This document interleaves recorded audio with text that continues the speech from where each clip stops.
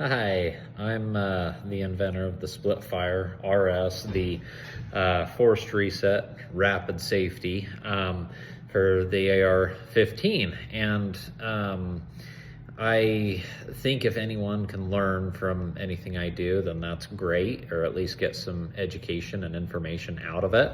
And so inventing is like fun. I love it. There's so many problems that have to be solved, but there's a lot of interesting, difficult things that kind of come up too. And so one of the things I've been up against is, here, let me flip the camera here. So looking at all these parts and just gun parts and samples and making sure we've got compatibility and making sure the lever's right.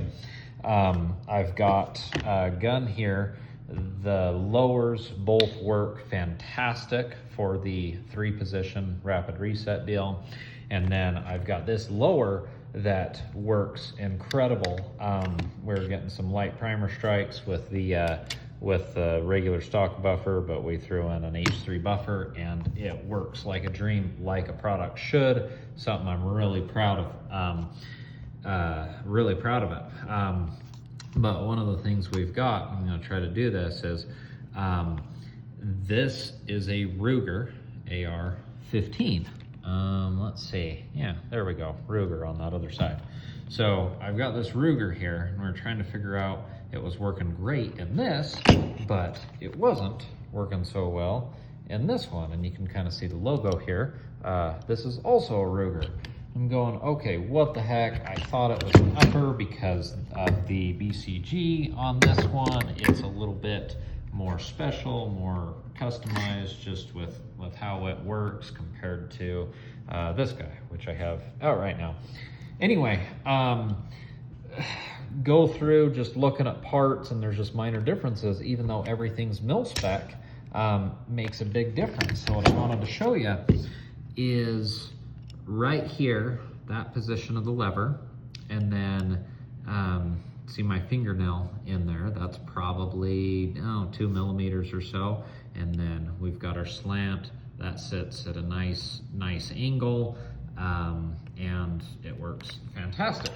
Well, we come over here, the same manufacturer, same everything. This is sitting straight up, and I know it's hard to see between the pictures, but this shelf here is like 4 or 5 millimeters instead of 2. So if I were to try to hold one up, see if we can look at them kind of a side by side here. I don't know if I'm going to be able to get it on camera or not, but anyway, this guy is sticking straight out the foreground here, and in the background that's leaned in a little more, just because the hammer right here is that much thicker and just kind of creating some issues.